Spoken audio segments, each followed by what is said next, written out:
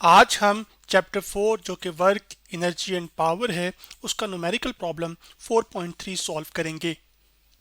तो प्रॉब्लम जो हमारे सामने है वो ये है कि आपके पास the mass of the earth is 6.0 multiply by 10 to the raise power 24 kilogram and the mass of the sun is 1.99 multiply by 10 to the raise power 30 kilogram. The sun is 160 million kilometer away from the earth. Find the value of gravitational potential energy of the earth. यानी कि problem ये कहता है कि आपके पास ज़मीन और सूरज के दरमियान जो फासला दिया गया है वो 160 मिलियन किलोमीटर का है, जबकि मास ऑफ अर्थ हमें बता दिया गया है जो कि 6 ज़रब या 6 multiply by 10 to the raise power 24 kilogram है। और इसी तरह सन का भी मास दे दिया गया है जो कि 1.99 multiply by 10 to the raise power 30 kilogram है। हमने ये बताना है कि ज़मीन की ग्रेविटेशनल पोटेंशियल एनर्जी क्या होगी, जबकि जो सूरज हमारे पास है और सूरज और ज़मीन के दरमियान जो फासला है उसको हम यहाँ पर आर से रिप्रेजेंट करेंगे जो कि 160 मिलियन किलोमीटर है। खैर आगे बढ़ते हैं और बात करते हैं। सबसे पहले जो हमारे पास गिवन डाटा है उसको हम लिख लेते हैं। तो सबसे पहले हम बात कर लेते हैं मास ऑफ अर्थ की जो कि हमें दिया गया है और उसको हम रिप्रेजेंट कर रहे हैं एक स्मॉल सिंबल एम के साथ यहाँ पर, जो कि मास ऑफ अर्थ है जो कि हमें कितनी वैल्यू उसकी दी गई है 6 multiply by 10 to the raise power 24 kilogram, जो कि मैंने यहाँ पर लिख दी है। उसके बाद आपके पास यहाँ पर जो सन का मास है वो कैपिटल एम से हम रिप्रेजेंट कर रहे हैं। तो जो मास ऑफ सन है उसको मैं लिख लेता हूँ यहाँ पर। तो mass of sun equal to आ जाएगा हमारे पास, उसको मैं रिप्रेजेंट कर रहा हूँ एक कैपिटल सिंबल के साथ जो कि कैपिटल एम है, और वो आपके पास कितना है 1.99 multiply by 10 to the raise power 30 kilogram. यहाँ पर आपने ये ध्यान में रखना है कि आपके पास सन का मास चूंकि ज़मीन के लिहाज से ज़्यादा है, इस वजह से हम रिप्रेजेंटेशन में उसको कैपिटल एम से वाज़ह कर रहे हैं, जबकि जो हमारे पास डिस्टेंस है आपके पास अर्थ और सन के दरमियान उसको हम लिख रहे हैं कि डिस्टेंस बिटवीन अर्थ एंड सन वो कितना है, वो हमारे पास 160 मिलियन किलोमीटर है। तो इसको मैं लिख भी देता हूँ यहाँ पर 160, और आपके पास मिलियन किलोमीटर है तो मैं यहाँ पे चले 1 मिलियन बिल। चलिए सबसे पहले ये लिख लेते हैं कि ये किससे रिप्रेजेंट कर रहे हैं हम, वो फासला जो है वो हम आर से रिप्रेजेंट कर रहे हैं जो कि हमारे पास 160 है, और साथ क्या है मिलियन किलोमीटर। जबकि जो 1 मिलियन होता है हमारे पास वो होता है बराबर आपके पास 10 टू द रेज़ पावर 6 के। तो यहाँ पे मैं लिख भी देता हूँ कि जो 1 मिलियन होता है यानी कि 10 लाख जिसको हम कहते हैं वो बराबर होता है आपके पास 10 टू द रेज़ पावर 6 के। तो यहाँ पे मैंने वो लिख दिया है। अब 160 multiply by 10 to the raise power 6 और क्या है आ जाएगा आपके पास आगे किलोमीटर, लेकिन जो फासले का यूनिट है वो तो हमारे पास मीटर है। तो इस आर को हम मीटर में कन्वर्ट कर लेंगे। मीटर में कन्वर्ट करने के लिए किलोमीटर से मीटर में जाने के लिए 1000 से क्या करते हैं मल्टीप्लाई, जबकि हम ये जानते हैं कि आपके पास 1 जो 1000 है वो 10 की पावर क्या होता है आपके पास वो 3 होता है। तो मैं इसको लिख सकता हूँ 10 टू द रेज़ पावर 3। अब आपके पास यहाँ पर ये क्या हो जाएगा मीटर आ जाएगा। इन दोनों की बेसिस क्या है वो सेम है, तो पावर्स क्या हो जाएंगी ऐड।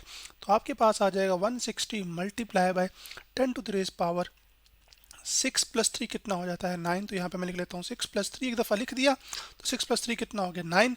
तो बेसिस सेम होने के से पावर ऐड हुई थी। तो अब फाइनल रिजल्ट में लिख देता हूँ। तो आर की वैल्यू हमारे पास आ जाएगी 10 की रेज़ पावर 9 और साथ आ जाएगा यहाँ पर मीटर।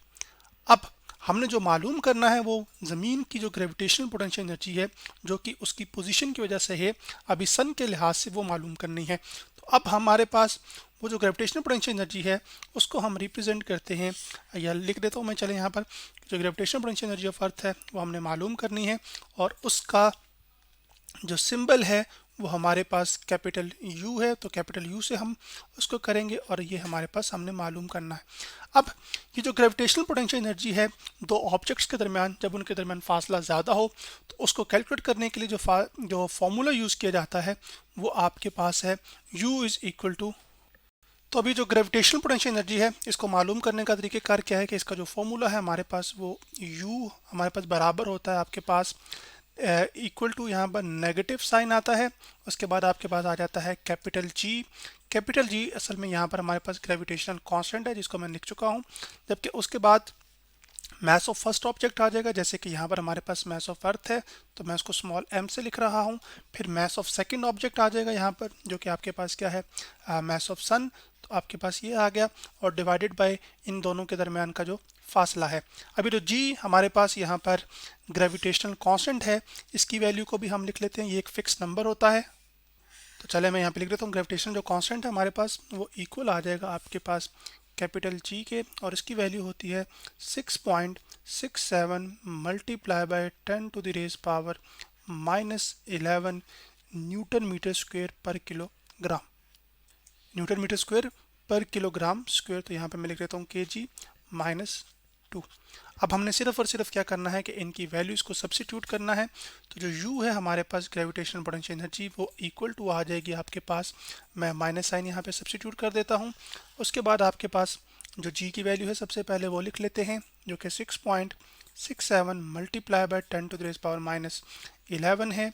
फिर उसके बाद हमारे पास मास ऑफ अर्थ है जो कि 6 multiply by 10 to the raise power 24 है। उसके बाद आपके पास मास ऑफ सन है जो कि हमारे पास 1.99 multiply by 10 to the raise power 30 है, जो कि मैंने यहाँ पर लिख दिया है। जबकि जो आपके पास फासला है सूरज और ज़मीन के दरमियान वो 160 multiply by 10 to the raise power 9 है, जो कि मैं यहाँ पर लिख चुका हूँ आपके लिए।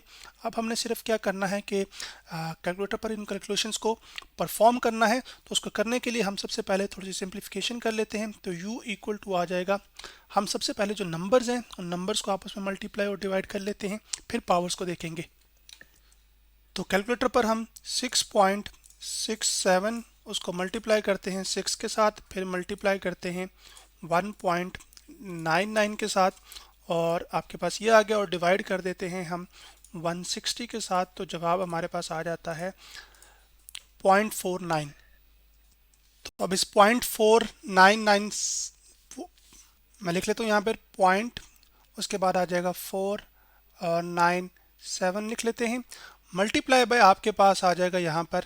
अब इन सब की जो टर्म्स हैं जो 10 टू द रेज़ पावर में लिखी हुई हैं, इनकी बेसिस क्या है सेम, तो इनकी पावर्स क्या हो जाएंगी ऐड। तो मैं यहाँ पे कर देता हूँ, तो एक ही बेस में लिख लेते हैं 10 की पावर, फिर आपके पास आ जाएगा -11, फिर बीच में साइन आ जाएगा प्लस का, उसके बाद आ जाएगा 24, फिर आपके पास आ जाएगा 30, और ये जो 10 टू द रेज़ पावर इधर नीचे 9 लिखा हुआ है, जब नीचे से ऊपर जाएगा तो उसकी पावर क्या हो जाएगी -9, और वो यहाँ पर आप इसको लिख सकते हैं, बेसिस तो अभी भी सेम रहेंगी, तो ये -9 यहाँ पर आ जाएगा। अब -11 और -9 होते हैं -20, तो आपके पास 24 जमा 30 होते हैं 54। तो 54 में से आपने क्या करना है, सब्ट्रैक्ट करना है -20 को, तो आपके पास आंसर आ जाएगा, या 20 को, तो आपके पास यहाँ पर आंसर आ जाएगा 34। तो अब मैं यहाँ पे लिखता हूँ एक नेगेटिव साइन जो कि ऊपर से कैरी ऑन होता हुआ आ रहा है। तो अब आपके पास u आ जाएगा हमारे पास नेगेटिव। एक हम यहाँ पर ये करेंगे कि जो डेसिमल है उसको एक नॉन ज़ीरो डिजिट तक शिफ्ट कर देंगे, तो आपके पास ये आ जाएगा 4.97। तो आपने डेसिमल को असल में लेफ़्ट से राइट शिफ्ट किया है, तो जितने डिजिट शिफ्ट किया होता है या जितने डेसिमल प्लेसेस किया होता है असल में उतनी पावर नेगेटिव में आ जाती है। तो 10 टू द रेज़ पावर -1 आ जाएगा, multiply 10 to the raise power, इस पूरे का जो आंसर है वो कितना आया था, वो 34 आया था। इन दोनों की बेसिस अब सेम है, तो पावर्स क्या हो जाएंगी आपके पास ऐड। तो मैं लिखूंगा -4.97 multiply by 10 to the raise power -1 plus 34, और -1 प्लस 34 हमारे पास क्या होता है, ये एक्चुअली होता है +33। तो हमारे पास जो पोटेंशियल एनर्जी निकल कर आई है वो -4.97 multiply by 10 to the raise power 33 joule निकल कर आई है, क्योंकि जो एनर्जी है चाहे किसी भी फॉर्म की हो उसको हम किस यूनिट में मेजर करते हैं, जूल में मेजर करते हैं। तो आज हमने चैप्टर 4 जो कि वर्क एनर्जी एंड पावर है उसका न्यूमेरिकल प्रॉब्लम 4.3 सॉल्व किया।